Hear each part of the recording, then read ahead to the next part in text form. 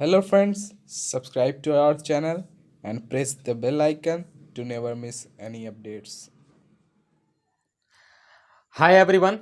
आज हम लोग का कंस्ट्रेंट मोशन का सेकंड लेक्चर है। आज हम लोग बेसिकली मूवेबल पुली और कुछ अलग टाइप के क्वेश्चंस पर डिस्कस करेंगे और चर्चा करेंगे इस पर। आइए देखते हैं मूवेबल पुली का पहला केस कि अभी तक तो हमने क्या पढ़ा था। अभी तक तो हमने सिंपल केसेस पढ़े थे, जैसे कि अगर आपसे बात किया जाए कि ये हमारा क्या है, एक पुली है जो कि क्या होता है, इस सपोर्ट से फिक्स्ड होता है, मतलब फिक्स्ड पुली होता है। यहाँ पर रस्सी की मदद से यहाँ पर एक ब्लॉक लटका दिया जाता है, इस ब्लॉक को ए बोलते हैं, और ये ब्लॉक बी लटका दिया जाता है। तो ये तो हमारा एकदम सिंपल सा केस हो गया, है ना।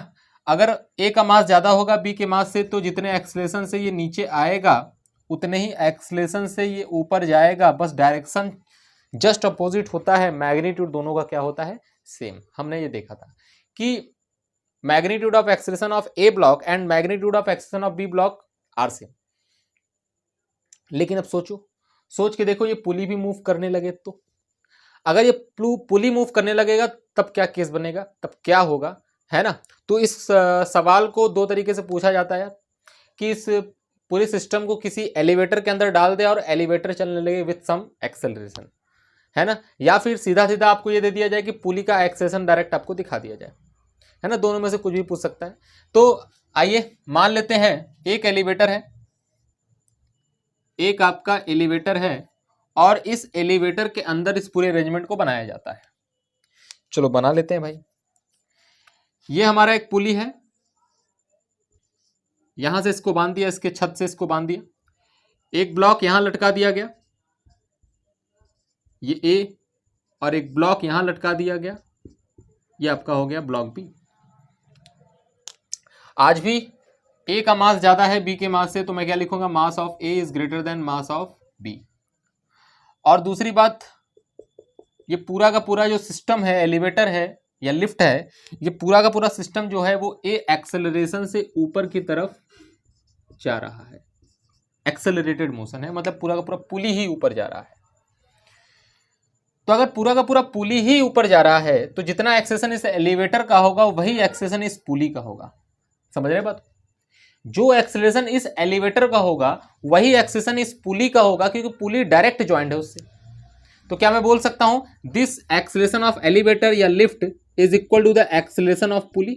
यस, है ना। या तो आपको डायरेक्ट ऐसे क्वेश्चन बोल दे कि this pulley has acceleration in upward direction which is equal to AP. या तो ऐसे बोल दे डायरेक्ट, या तो ऐसे बोल दे, दोनों का मतलब एक ही है ना। तो बस बात समझ में आना चाहिए। तो अब क्या होगा, इन दोनों का एक्सेलरेशन सेम होगा कि अलग होगा, इस पे चर्चा करते हैं। सेम होगा कि अलग होगा, इस पे चर्चा करते हैं। अब सोच के देखो, अगर कोई आदमी ग्राउंड पे खड़ा है और इस पूरे सिस्टम को देख रहा है, तो ए ब्लॉक भी पूरा का पूरा ऊपर जा रहा है, बी ब्लॉक भी पूरा का पूरा ऊपर जा रहा है, तो कुछ भी कह नहीं सकते बाहर से अगर देखोगे तो। इसीलिए एक आदमी को कहां बैठाओ, एक आदमी को इस पुली के अंदर ही बैठा दो, मतलब एलिवेटर में बैठा दो, यहां बैठा दो, यहां बैठा दो, कहीं बैठा दो। मैं तो कहता हूं इसके पुली के अंदर इसको घुसेड़ दो। चलो भाई बैठ जाओ। अब उससे पूछो, क्योंकि अब उसको वो पुली के अंदर बैठ गया है, पुली पर लटक गया है। तो पुली पर अगर लटक गया है, पुली की रिस्पेक्ट में अगर बात कर रहे हैं, तो पुली के लिए तो पूरा का पूरा सिस्टम रुका हुआ है, क्योंकि उस आदमी को पुली पर ही बैठा दिए। तो अब उसके लिए एलिवेटर तो चल नहीं रहा। अब उसके लिए सिर्फ क्या देख रहा है वो, ये आदमी सिर्फ और सिर्फ क्या देखेगा कि ये ब्लॉक जो है, ये ब्लॉक जो है ए एक्सेलेरेशन से नीचे आएगा, और ये वाला जो ब्लॉक है ए एक्सेलेरेशन से ऊपर आएगा। मेक श्योर ये कौन बोल रहा है, अंदर बैठा हुआ आदमी, पुली के अंदर बैठा हुआ आदमी, वो आदमी जो लिफ्ट के अंदर बैठा हुआ है। क्योंकि वो जो लिफ्ट के अंदर बैठ जाएगा तो उसके लिए सारी चीजें रुक गई, उसके लिए लिफ्ट रुक गया, और सिर्फ वो ब्लॉक को देखेगा, उसके लिए सिर्फ ब्लॉक है और वो सिर्फ ब्लॉक मूव कर रहा है। लेकिन बाहर से देखोगे तो पुली भी मूव कर रही है, एलिवेटर भी मूव कर रहा है, ब्लॉक भी मूव कर रहा है ना। तो क्या बोल सकते हैं यार कि इसके रिस्पेक्ट में इसका एक्सेशन नीचे होगा और इसका एक्सेशन ऊपर होगा। मतलब इसके लिए तो पुली रुक गया, अब तो पुली नहीं चल रहा। तब तो ये क्या कहेगा, ये ए एक्सेशन से, मतलब जितने एक्सेशन से ये नीचे जा रहा है उतने एक्सेशन से ये ऊपर जाएगा, और जस्ट ऑपोजिट डायरेक्शन में दोनों का मैग्नीट्यूड सेम होगा। जैसे ये यहाँ होता है, जब चीजें रुकी होती है, बोलते हैं ना इसका एक्सेशन नीचे इसका एक्सेशन ऊपर, वही चीज ये वाला भी आदमी बोलेगा। तो हम क्या लिख सकते हैं, सिंपल सा लिख सकते हैं ना कि acceleration of B with respect to pulley must be equal to acceleration of A with respect to पुली।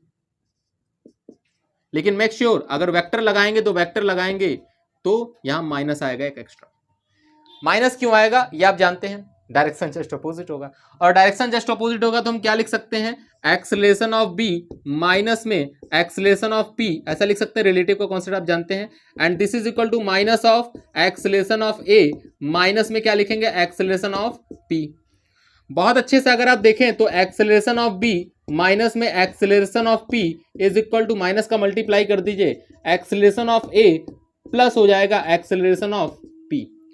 ए का एक्सेलरेशन इधर कर दीजिए, पी का एक्सेलरेशन उधर कर दीजिए, तो कितना हो जाएगा इधर, एक्सेलरेशन ऑफ ए प्लस हो गया एक्सेलरेशन ऑफ बी, और उधर जाके कितना हो जाएगा 2 इंटू एक्सेलरेशन ऑफ पी।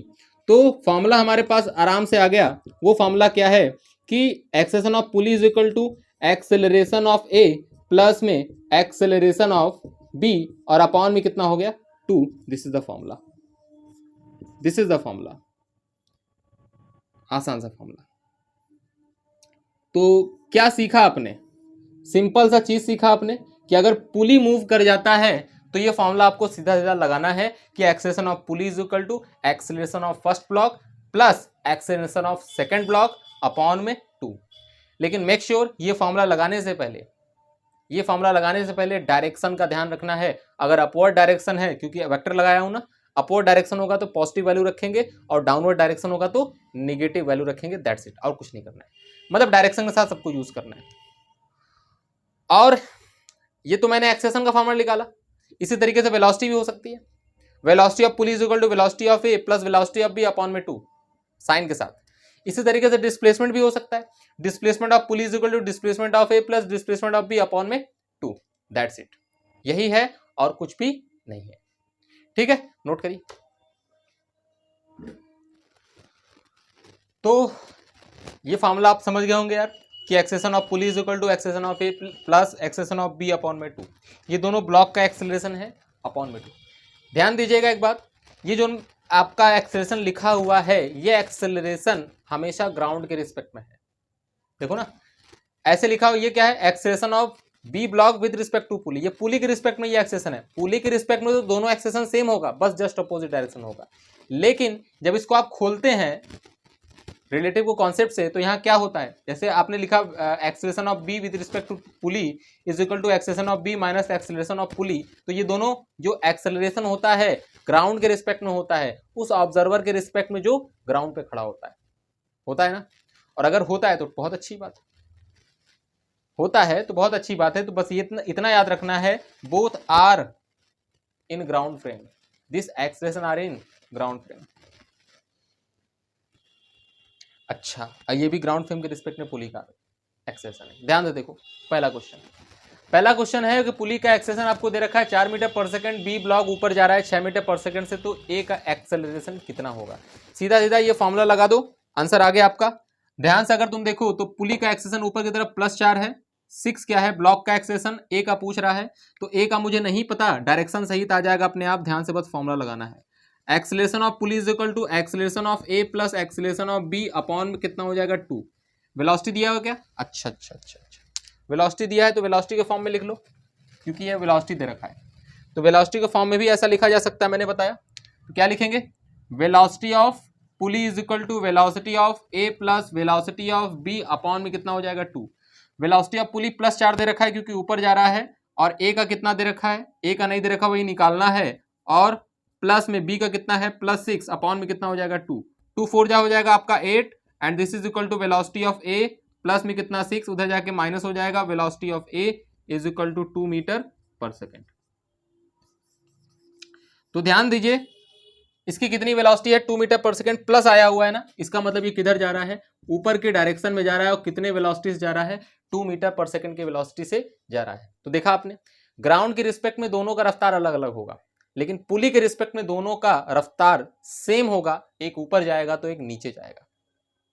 ठीक है, अगर पुली के रिस्पेक्ट में निकालना है तो निकाल लो, तुमको ग्राउंड के रिस्पेक्ट में पता ही है, तुम acceleration of B with respect to pulley block का और पुली का दोनों को माइनस करो, लेकिन साइन के साथ माइनस कर दो, जितना इसका आएगा उतना इसका आएगा, है ना, दोनों का सेम आएगा पुली के रिस्पेक्ट में। और ग्राउंड के रिस्पेक्ट में अलग आएगा क्योंकि पुली खुद मूव कर रहा है। अगला क्वेश्चन आपके सामने और बना रखा था मैं कि एक ब्लॉक ए है, एक ब्लॉक बी है, ये पुली से जुड़ा हुआ है और इस रस्सी के सहारे इस ब्लॉक को मैंने ज्वाइन कर दिया ए बी सी। इस पुली का आपको वेलोसिटी दे रखा है और इस दोनों ब्लॉक का वेलोसिटी दे रखा है, इसका 4 है, इसका 6 है, इसका 3 है। पूछ रहा है आपसे सी का वेलोसिटी कितना होगा और इस पुली का वेलोसिटी कितना होगा। कौन से पुली का? इस वाले पुली का वेलोसिटी कितना होगा, है ना। चलो लाइन बाय लाइन करते हैं, लाइन बाय लाइन करते हैं। सबसे पहले हम इस पुली का वेलोसिटी निकालेंगे। कैसे निकालेंगे? कोई दिक्कत वाली बात नहीं है, कोई दिक्कत वाली बात नहीं है, ध्यान से सुनना मेरी बात। यहां तो सीधा सीधा आपको दोनों ब्लॉक की वेलोसिटी दे रखा है तो इसकी वेलोसिटी अपने आप आ जाएगा, है ना। इसको पुली P1 मान लो, पुली 1 फर्स्ट पुली और इसको सेकंड पुली, है ना भाई। तो बहुत अच्छे से अगर आप देखो तो क्या लगाएंगे यहां पर, velocity of pulley 1 is equal to velocity of A plus velocity of B upon में कितना हो जाएगा 2। Velocity of pulley 1 is equal to A की कितनी वेलोसिटी है 6 प्लस 6 है, ऊपर जा रहा है, ये कितना है +4 अपॉन में कितना 2 and this is equal to +5 metre per second. मतलब ये वाली पुली जो है, पुली का ये वाला पॉइंट कितने मीटर पर सेकेंड से ऊपर जा रहा है 5 मीटर पर सेकेंड से। अब ध्यान दो, इसकी वेलोसिटी निकालनी है, इसकी वेलोसिटी मुझे नहीं पता, तो इस पुली पर कॉन्सेंट्रेट करो आप। तो इस पुली के लिए ये वाला जो पुली एक ब्लॉक का काम कर रहा है ना, क्योंकि रस्सी के दोनों साइड में जो जुड़ा होता है, जो पॉइंट जो ब्लॉक जुड़ा होता है उसी की वेलोसिटी लिखते हैं। तो रस्सी के एक किनारे तो ये ब्लॉक जुड़ा हुआ है, रस्सी के दूसरे किनारे ये पुली जुड़ा हुआ है, तो ये पुली एक ब्लॉक की तरह एक्ट कर रहा है। और अगर ब्लॉक की तरह एक्ट कर रहा है जिसकी वेलोसिटी मुझे पता है +5 मीटर पर सेकेंड, तो लगा दो इसके लिए फॉर्मूला। इस पुली के लिए क्या लिखेंगे, velocity of pulley P2 is equal to velocity of pulley P1, ये ब्लॉक की तरह एक्ट कर रहा है, plus velocity of C upon में कितना आ जाएगा 2। ध्यान से देखो, इसकी वेलोसिटी +3 दे रखा है तो ये 3 हो गया। वेलोसिटी ऑफ P1 भी दे रखा है, कितना है 5, ये 5 हो गया। वेलोसिटी ऑफ C अपॉन में कितना हो गया 2, 3 दूनी 6, ये हो गया 6, ये 5 प्लस में कितना हो गया C, this is equal to VC is equal to 1 metre per second. अच्छा पॉजिटिव आ गया, क्या पॉजिटिव आ गया तो ये किधर जा रहा है भाई साहब, ये ऊपर जा रहा है, कितने से 1 मीटर पर सेकेंड से। ठीक है, चलिए अगले टाइप के क्वेश्चन पे चलते हैं। ओके, तो ये आपको क्वेश्चन दिख रहा होगा, आपके पास 1 2 3 पुली है, इस पुली से रस्सी के सहारे ए बी ब्लॉक लटका दिया गया जिसकी वेलोसिटी आपको दे रखी है ग्राउंड फ्रेम में 4 मीटर पर सेकंड इधर नीचे और 2 मीटर पर सेकंड ऊपर। और यहां पर एक पुली लटका दिया गया, डी की रफ्तार दे रखी है 9 मीटर पर सेकंड नीचे और सी की रफ्तार नहीं दे रखी। इसका मतलब यही रफ्तार पूछ रहा है आपसे। ये पुली 6 मीटर पर सेकंड से ऊपर भी जा रही है, तो जो नहीं दे रखा वही पूछा है आपसे। किसकी रफ्तार पूछ रहा है, इस वाले पुली की रफ्तार पूछ रहा है आपसे, इस वाले पुली की रफ्तार पूछ रहा है आपसे और इस वाले ब्लॉक की रफ्तार पूछ रहा है आपसे, है ना। तो मैं क्या लिखूं, मैं लिख देता हूं, ये पुली आपका क्या है, ये पुली है आपका P1, है ना भाई, ये पुली आपका है P2 और ये पुली आपका क्या है P3। तो क्वेश्चन आपसे पूछ रहा है find out the velocity of pulley P1, find out the velocity of pulley P3, इसकी रफ्तार, और ब्लॉक की वेलोसिटी आपसे पूछ रहा है। 3 वेलोसिटीज आपसे पूछी गई हैं। क्या करें, फिर से वही कॉन्सेप्ट लगा दो, आंसर आ गया, फिर से वही कॉन्सेप्ट लगा दो, आंसर आ जाएगा। देखो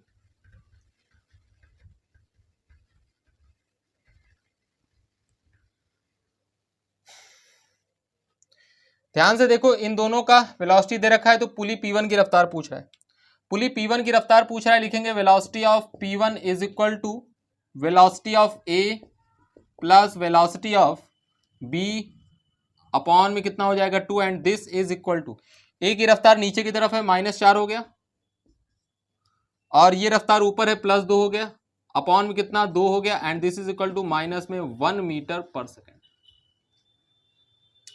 -1 मीटर पर सेकंड मतलब ये पुली किधर जा रही है, नीचे के डायरेक्शन में जा रही है, वो भी कितने रफ्तार से जा रही है 1 मीटर पर सेकंड के रफ्तार से। तो अब इस पुली के लिए ये वाला पॉइंट 1 मीटर पर सेकंड के रफ्तार से नीचे जा रहा है, मतलब ये वाला रफ्तार पता है मुझे, ये वाला वेलोसिटी पता है और इस पुली का रफ्तार पता है, मतलब वेलोसिटी पता है, तो इसकी वेलोसिटी निकालनी है P3 की। क्या लगाओ, इस पुली के लिए लगाओगे तो ये बॉडी और ये बॉडी हो जाएगा, ये दो ब्लॉक हो जाएंगे, ब्लॉक की तरह एक्ट करेगा। क्या लिखें, velocity of P2 is equal to velocity of P1 plus velocity of P3 upon में कितना हो जाएगा 2। बहुत अच्छे से अगर देखो तो P2 की रफ्तार आपको दे रखी है कितनी 6, P1 की रफ्तार है -1 प्लस P3 की नहीं पता, यही निकालना था, अपॉन में 2, 6 2 जा 12 और इधर आके ये प्लस हो जाएगा तो P3 तीसरे पुली की रफ्तार 13 मीटर पर सेकेंड, तीसरे पुली की रफ्तार 13 मीटर पर सेकेंड।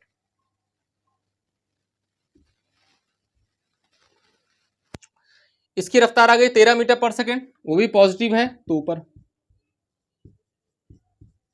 अब इस ब्लॉक की रफ्तार निकालना है तो इस पुली के लिए क्वेश्चन लगा दो। क्या लिखोगे, velocity of pulley P3 is equal to velocity of block C plus velocity of block D upon में 2।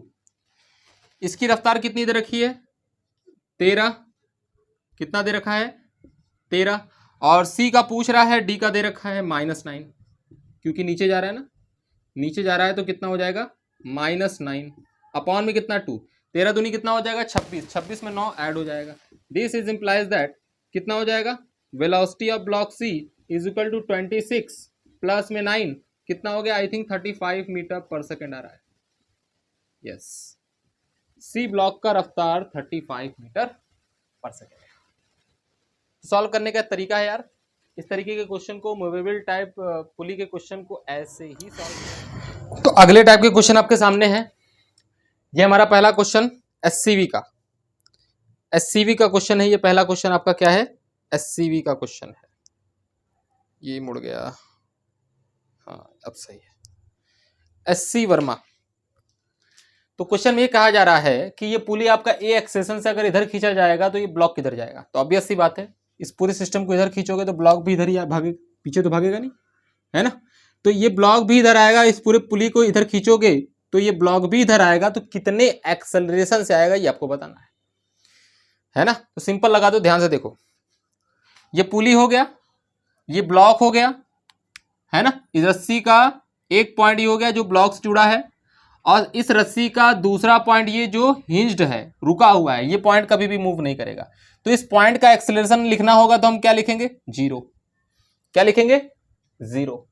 समझ रहे बात को, इस पॉइंट का एक्सेलरेशन 0 लिखेंगे क्योंकि ये पॉइंट नहीं मूव कर रहा। तो ध्यान से देखो क्या लगाएंगे, एक्सेलरेशन ऑफ पुली मतलब A इज इक्वल टू 0।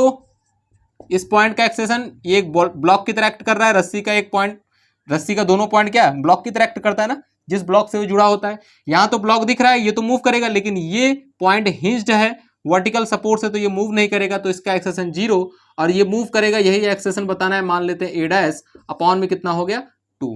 ध्यान से अगर तुम देखो राइट साइड का डायरेक्शन पॉजिटिव मान लेना तो लेफ्ट निगेटिव हो जाएगा। तो A' की वैल्यू आपके पास कितनी आ गई 2A, मतलब ये ब्लॉक मूव करेगा with 2A acceleration in right word direction. मैं नहीं कह रहा, ये इक्वेशन कह रहा है, और ऑब्वियसली बात है इंट्यूशन से भी लग रहा है कि हाँ भाई साहब ये राइट में ही जाएगा। इसी तरीके का क्वेश्चन यहां भी है कि एक फिक्स्ड पुली है, उससे एक ब्लॉक लटका दिया, फिर उससे एक मूवेबल पुली है जिसका एक रस्सी यहां पर जुड़ा हुआ है लेकिन हिंज्ड है, और इसका दूसरा रस्सी का दूसरा किनारा ये B ब्लॉक से बंधा हुआ है जो कि 6 मीटर पर सेकंड से नीचे आ रहा है। तो बताना है इस ब्लॉक A का कितना रफ्तार होगा, इस पुली का भी कितना रफ्तार होगा, ये पुली। तो सोच के देखो ना, इस ब्लॉक को पकड़ के नीचे खींचोगे तो ये पुली तो नीचे आएगा, लेकिन ये वाला ब्लॉक ऊपर जाएगा। दिख गया, और अगर दिख गया तो दोनों का रफ्तार निकाल डालो। ध्यान से देखो, इस पुली की बात करो, वेलोसिटी ऑफ पुली की अगर हम बात करें इस क्वेश्चन में, velocity of pulley is equal to, ये वेलोसिटी तो 0 है, चल ही नहीं रहा वो, 0 प्लस ये चल रहा है लेकिन नीचे की तरफ, तो कितना लिखोगे माइनस में 6 अपॉन में कितना हो गया 2, and this is equal to minus में 3 मीटर पर सेकेंड, मतलब पुली की रफ्तार आ गई माइनस में 3 मीटर पर सेकेंड। तो बताओ किधर जा रहा है, ये नीचे की तरफ जा रहा है। मैंने बताया भी था नीचे की तरफ जाएगा, खींचोगे तो नीचे ही आएगा वो। और कितने रफ्तार से आ रहा है, 3 मीटर पर सेकेंड। तो इस रस्सी का दोनों किनारा देख लो, एक किनारा तो ब्लॉक से बंधा हुआ है, दूसरा किनारा इस पुली से बंधा हुआ है। तो ये पुली एक्ट एज अ ब्लॉक जिसकी रफ्तार -3 मीटर पर सेकंड है, मतलब 3 मीटर पर सेकंड नीचे की तरफ। और ये है पुली रुका हुआ, अरे रुका हुआ पुली रहता है तो शायद हम डायरेक्ट कर लेते हैं यार कि जितना जितना रफ्तार इस पॉइंट का होगा वही रफ्तार इस पॉइंट का होगा। तो आंसर आ गया सीधा सीधा। इस पुली की रफ्तार नीचे की तरफ कितना, मतलब इस पॉइंट की रफ्तार नीचे की तरफ 3 मीटर पर सेकंड है, तो इस ब्लॉक की रफ्तार ऊपर की तरफ कितना होगा, I think 3 metre per second also. ये क्वेश्चन सॉल्व। इधर देखो, दो पुली हैं, दोनों का दूसरा किनारा, दोनों पर जो रस्सी है दूसरा किनारा क्या है, हिंज्ड है हॉरिजॉन्टल सपोर्ट से, है ना। इस पर एक ब्लॉक लटका दिया गया, इस पुली और इस ब्लॉक का रफ्तार पूछ रहा है आपसे, तो कोई दिक्कत वाली बात नहीं है, मैं इसको होमवर्क के लिए छोड़ रहा हूं आपको। एक बार इस पुली के लिए लगाइएगा, इसको 0 मानिएगा, रफ्तार 0 इसका रफ्तार आ जाएगा P2 का, और एक बार इस वाले पुली के लिए लगाइएगा, क्योंकि एक बार जब P2 की रफ्तार आ जाएगी तो एक तो 0 है, तो इस वाले की रफ्तार आ जाएगी जितनी रफ्तार होगी, ठीक है। तो ये होमवर्क में रखिए, इसको करिएगा, प्रैक्टिस करिएगा। कुछ अलग टाइप से क्वेश्चन लेते हैं। मूवेबल केस तो होगा, पुली मूव तो करेगा लेकिन बड़ा टफ टाइप का हो जाता है, मतलब देखने से पहचान में नहीं आता ये क्वेश्चन लगेगा कि नहीं लगेगा। हालांकि तो लगा तो सकते हैं, अगर ढंग से आपके पास जानकारी है तो सीधा लगा सकते हैं, लेकिन कुछ केसेस ऐसे होते हैं कि समझ नहीं आते कि लगेगा कि नहीं लगेगा। तो हमारा बेस्ट मेथड काम करता है, total work done on the system is equal to 0, principle of virtual work method. तो आइए principle of virtual work method ऐसे क्वेश्चन लगाते हैं जिसमें डायरेक्ट देखने से नहीं लगता कि ये क्वेश्चन लगेगा कि नहीं लगेगा, है ना। तो जितने भी मैंने केसेस आपको कराए हैं उसमें तो आपको सीधा सीधा दिखेगा कि हाँ ये फॉर्मूला डायरेक्ट लगा दो, लेकिन कई क्वेश्चंस ऐसे होंगे जो मूवेबल केस के होंगे, वो दिखेगा नहीं उसमें कि ये फॉर्मूला लगाना है कि नहीं लगाना है। तो सिंपल, अगर कुछ ना समझ में आए तो सिंपल अपना मेथड लगाओ यार। अपना मेथड है वो कौन सा, summation of T dot A is equal to 0, जो मैंने कंस्टेंट 1 में आपको सिखाया था, ठीक है जी हाँ। तो ये क्वेश्चन आपको दिख रहा होगा कि 3 पुली है और अरेंजमेंट थोड़ा सा इसका अच्छा क्वेश्चन लग रहा है। तो क्वेश्चन ये है कि एक ब्लॉक यहाँ लटका हुआ है, एक ब्लॉक भी यहाँ लटका हुआ है। इस क्वेश्चन को मैं दिखा देता हूँ ढंग से आपको कि रस्सी कौन सी कहाँ पर है। देखो ध्यान से, ये आपकी एक पूरी रस्सी है, देखो मेरा हाथ देखो कैसे कैसे घूम रहा है, ये देखा आपको, ये पूरी एक ही रस्सी है, दिख गया ना, ये पूरी एक ही रस्सी है, और यहां से दूसरी रस्सी ज्वाइंट है, ये ब्लॉक भी बंधा हुआ है। अब क्वेश्चन आपका ये है कि अगर ऐसा है तो अगर इसकी वेलोसिटी दे रखा है तो इसकी वेलोसिटी कितना होगा। ऑब्वियस सी बात, ये पुली भी मूवेबल है। कल भी मैं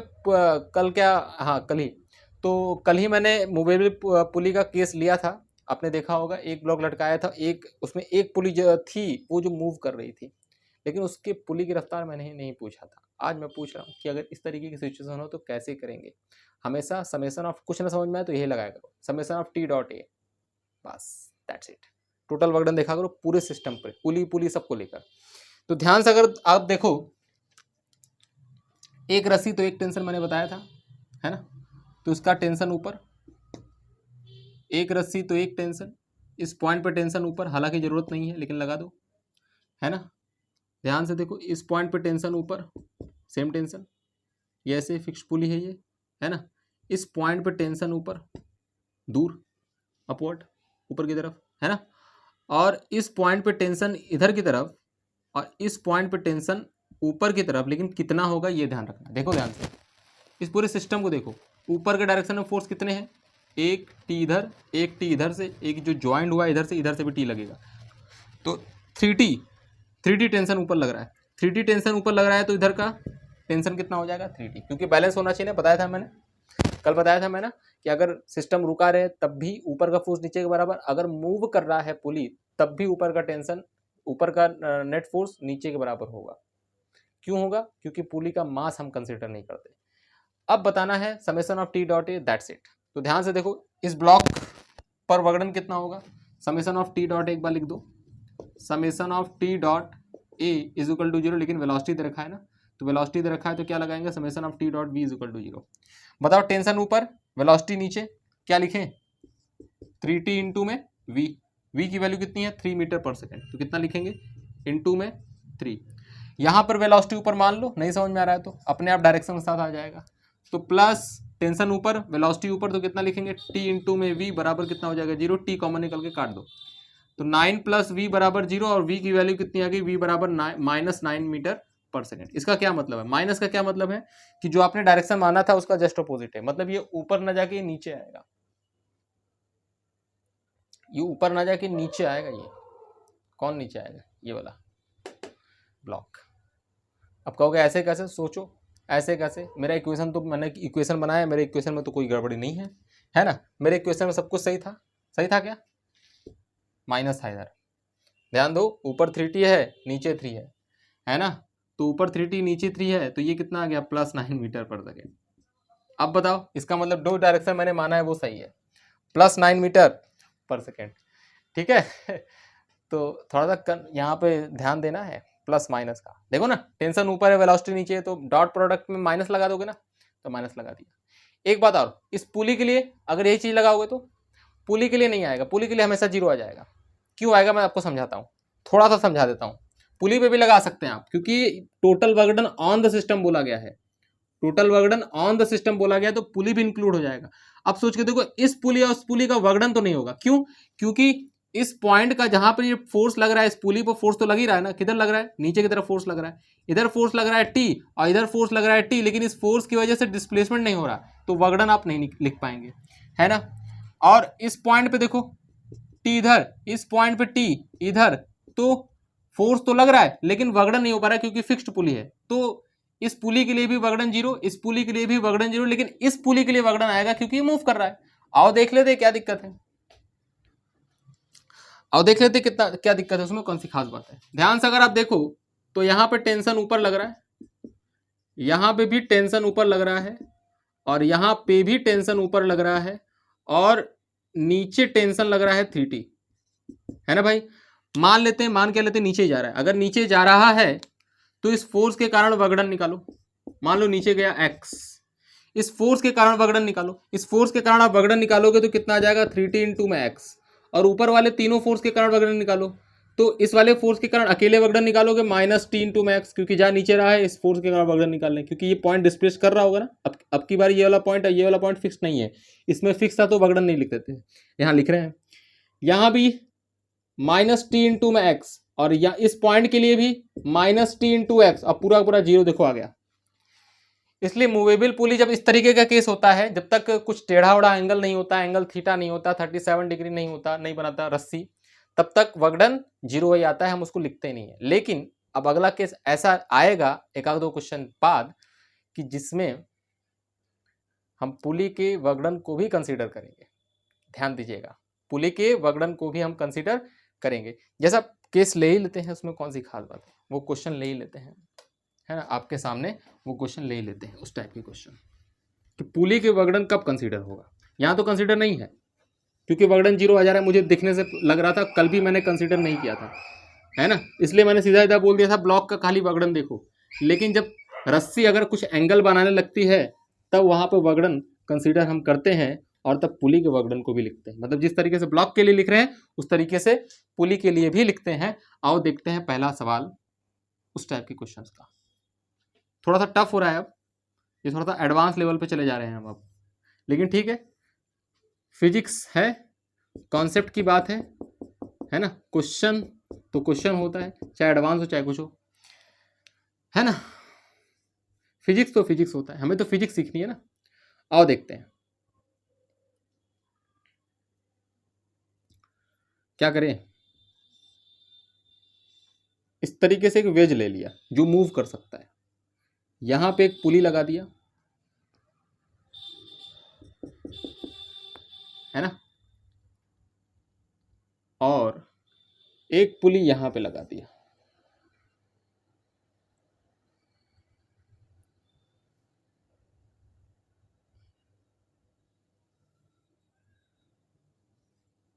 ये ब्लॉक ले लो, ए ले लो, ये बी ले लो, ये वेज है कोन टाइप का जो मूव कर सकता है। ये एंगल ले लो, थीटा एंगल बना रहा है। तो क्वेश्चन आपसे ये कहा जा रहा है, क्योंकि अगर इसे रोक के रखोगे तो कोई सिस्टम मूव नहीं करेगा, एक बात। लेकिन क्वेश्चन ये कह रहा है कि अगर ये v वेलोसिटी से इधर जाता है, कितने वेलोसिटी से, v वेलोसिटी से, ये पूरा पूरा वेज मतलब पकड़ के इसके नीचे वाले हिस्से को पकड़ के इसे मूव करा रहे हो, तो सोच के देखो इसके हिस्से को अगर पकड़ के इसे इधर मूव कराओगे, है ना, तो ये हाइट तो कम नहीं होगी कभी भी, तो इसका मतलब ये रस्सी उठेगा, ये सीधा हो जाएगा, हॉरिजॉन्टल हो जाएगा, और रस्सी जब हॉरिजॉन्टल होगा तो उधर से रस्सी कम होगा, मतलब ये ब्लॉक ऊपर आएगा, ये ब्लॉक ऊपर आएगा। और इस पूरे पूरे वेज को अगर लेफ्ट में लेके जाओगे तो क्या होगा, ये ब्लॉक नीचे जाएगा। तो क्वेश्चन यही कह रहा है कि अगर इस इंस्टेंट पे इसकी वेलोसिटी v है तो इस ब्लॉक की कितनी वेलोसिटी होगी, है ना। तो इंट्यूशन से पता चल रहा है, इसको इधर लेके आएंगे तो ब्लॉक ऊपर आएगा, अगर ऊपर आएगा तो इसकी वेलोसिटी हम मान लेते हैं कितनी है, वेलोसिटी ऑफ ए, है ना। देखो इस टाइप के क्वेश्चन में हमारा इस पुली का वर्क डन भी इंक्लूड होगा, क्योंकि ये पुली तो नहीं चल रहा लेकिन ये पुली चल रहा है, और साथ ही साथ एंगल का इन्वॉल्वमेंट भी है, देखो ध्यान से क्वेश्चन देखना आप।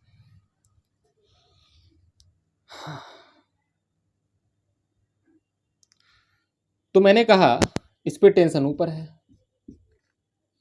इस वाले पॉइंट पे टेंशन नीचे है, इस वाले पॉइंट पे टेंशन इधर होगा, क्यों, हमेशा पॉइंट से दूर होगा, इस वाले पॉइंट पे टेंशन इधर होगा, और इस वाले पॉइंट पे टेंशन इस साइड में, पुली के साइड में इधर होगा, और इस पर टेंशन इधर होगा, और सेम टेंशन होगा क्योंकि सेम रस्सी है। समझ रहे हो बात को, बहुत अच्छे से देखो। तो इसका वगड़न तो नहीं आएगा क्योंकि वो रुका हुआ है, लेकिन इसका वगड़न आएगा क्योंकि दोनों चल रहे हैं और v वेलोसिटी चल रही है, ये भी रुका हुआ है ना। तो ध्यान से अगर तुम सोचो,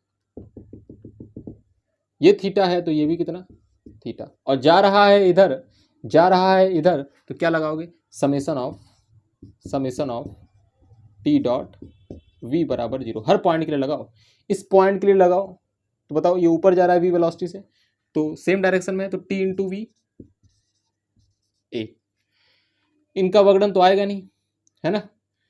यहां लगा सकते हैं, क्या लगाएंगे बताओ, डिस्प्लेसमेंट तुम्हारा किधर है, इधर,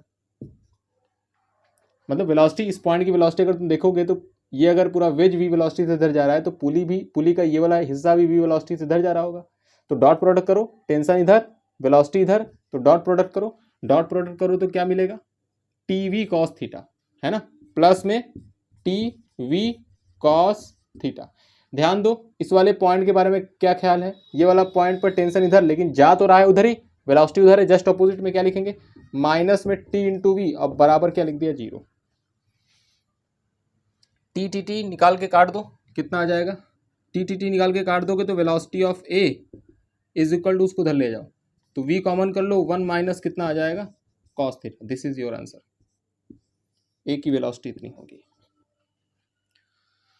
और दूसरे मेथड से करेंगे तो और लंबा हो जाएगा, मैथमेटिकल टूल से करेंगे, जो मैथमेटिकल अप्रोच बताया था मैंने कल, वो और लंबा हो जाएगा, है ना। तो उस मेथड से ना करें, उससे भी आएगा, उससे भी आंसर आ जाएगा, एक्स वाई जेड मान के कर लोगे उससे भी आंसर आ जाएगा, लेकिन ये मेथड जो मैंने बताया ये बेस्ट है। आओ इस तरह के सवाल को और प्रैक्टिस करते हैं, है ना, इस तरह के सवाल को और प्रैक्टिस करते हैं। इसी तरह का सवाल आपके सामने मैं ले रहा हूं एक और, है ना, ताकि आपकी प्रैक्टिस हो अच्छे से। तो अगर आप ध्यान से देखें तो मैंने इस तरीके से ग्राउंड बना दिया,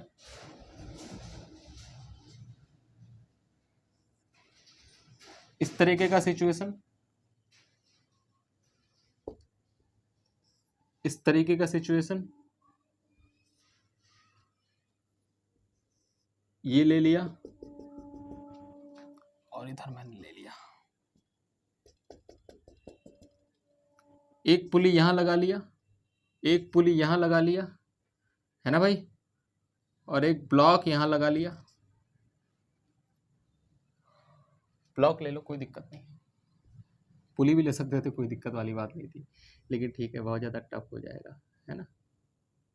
यहाँ से ये यहाँ से ये और ये रस्सी से ज्वाइंट, ये रस्सी से ज्वाइंट। क्वेश्चन में ये कह रहा है कि अगर ये वर्टिकल से थीटा एंगल बनाया हुआ है दोनों साइड, दोनों पुली मूवेबल है ना, अगर ये दोनों आपके जो वेज हैं दोनों एक दूसरे की तरफ v वेलोसिटी से आ रहे हैं, तो what is the velocity of block, block की क्या वेलोसिटी होगी। तो आप जानते हैं यार कि दोनों जब इधर आएगा तो इधर से रस्सी उधर जाएगा, क्योंकि जब ये इधर आएगा तो ये रस्सी टाइट होना स्टार्ट होगी, हॉरिजॉन्टल होना स्टार्ट होगी, तो ये पूरा पूरा ब्लॉक ऊपर आएगा। कितनी वेलोसिटी से ये वर्टिकल में जाएगा उस वर्टिकल वेलोसिटी को आपको निकालना है। ठीक है, पहले ढंग से इस क्वेश्चन को नोट करो, है ना, फिर आगे बात करते हैं।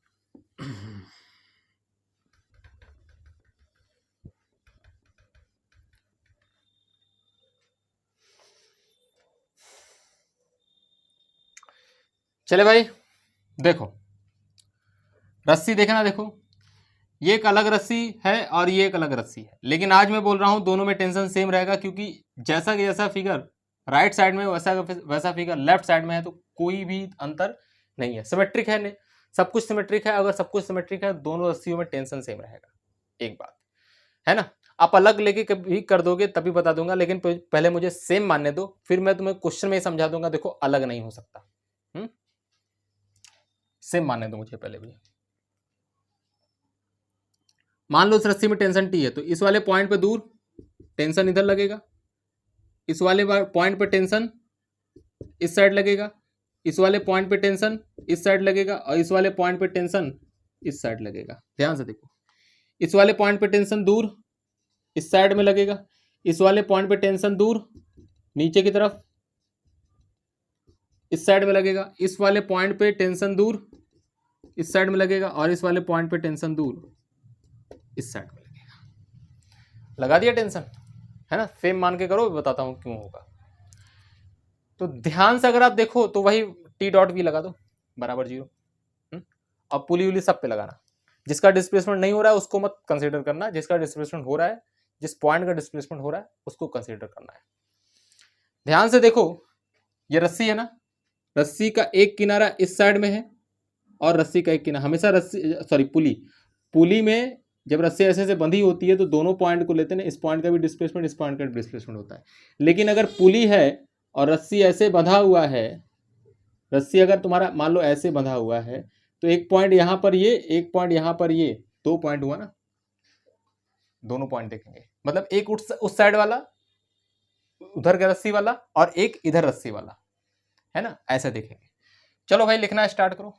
ये थीटा है तो ये कितना होगा 90 माइनस थीटा आई थिंक होगा, और ये कितना होगा 90 माइनस थीटा आई थिंक होगा, है ना। तो बहुत अच्छे से देखो, सबसे पहले इसका लिखते हैं। ये तो पहले भाई साहब ये ऊपर ही जाएगा, मान लेते हैं वी डैश। चलो इस वाले के लिए क्या लिखें, T V dash cos theta, T V dash cos theta. और इस वाले टेंशन के लिए plus T V dash cos theta.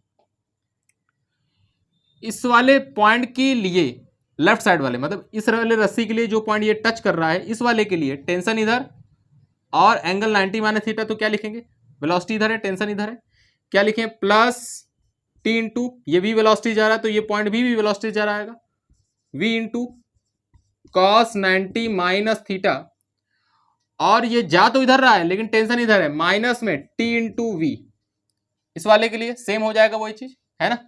TV cos 90 minus theta की जगह पर क्या मैं साइन थीटा लिख दूं, थोड़ा जगह बच जाएगा, है ना। डायरेक्ट लिखता हूं साइन थीटा में, ये साइन थीटा हो गया, और ये हो गया माइनस में टी इंटू वी, इस वाले के लिए भी लिखोगे, जा इधर रहा है टेंशन इधर है तो माइनस में टी इंटू वी, और जा इधर रहा है टेंशन इधर है माइनस में प्लस में होगा ये टीवी साइन 90 माइनस थीटा, क्योंकि सॉरी साइन 90 नहीं कॉस 90 माइनस थीटा, जिसको हम क्या लिख सकते हैं साइन थीटा। सब पॉइंट के लिए लिख दिया बराबर 0, क्योंकि ये वाला पॉइंट मूव कर नहीं रहा था। टी टी टी निकाल के काट दो, ये कितना हो गया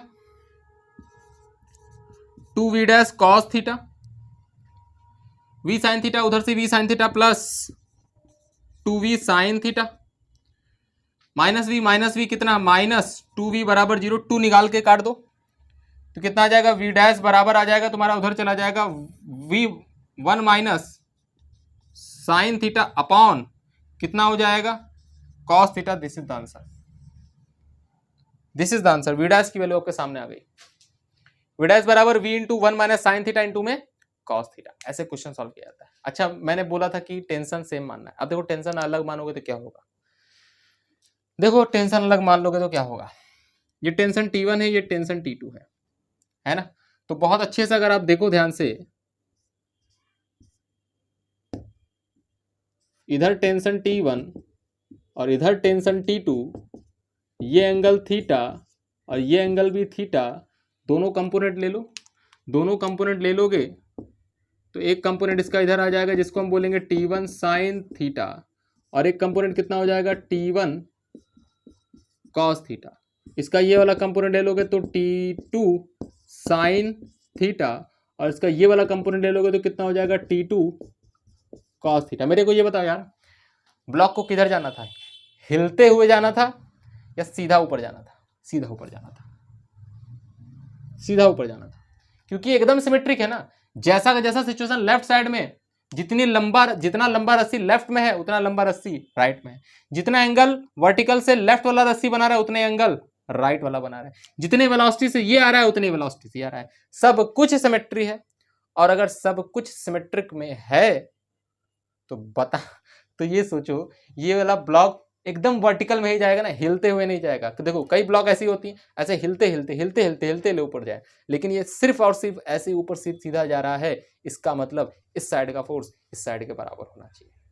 अगर सिर्फ वर्टिकल में जा रहा है तो हॉरिजॉन्टल वाला नेट फोर्स 0 होना चाहिए, तो इस साइड का फोर्स इस साइड के बराबर होना चाहिए, तभी तो नेट फोर्स 0 होगा। अब बताओ इस साइड का फोर्स इस साइड के बराबर होना चाहिए, तो कर दो बराबर T1 साइन थीटा बराबर T2 साइन थीटा चला गया, मतलब T1 must be equal to T2, तो इसका मतलब T1 को T2 के बराबर होना पड़ेगा। तो टेंशन अगर बराबर होगा तभी इसका दोनों ये वाला कंपोनेंट और ये वाला कंपोनेंट एक दूसरे से कैंसिल आउट हो जाएगा, ओनली सिर्फ वर्टिकल कंपोनेंट का टेंशन बचेगा, जिसकी वजह से ये ऊपर जा रहा होगा और ये हिलते हुए नहीं, हॉरिजॉन्टल मोशन करते हुए नहीं, सिर्फ और सिर्फ वर्टिकल मोशन करते हुए ये सीधा सीधा ऊपर जाएगा।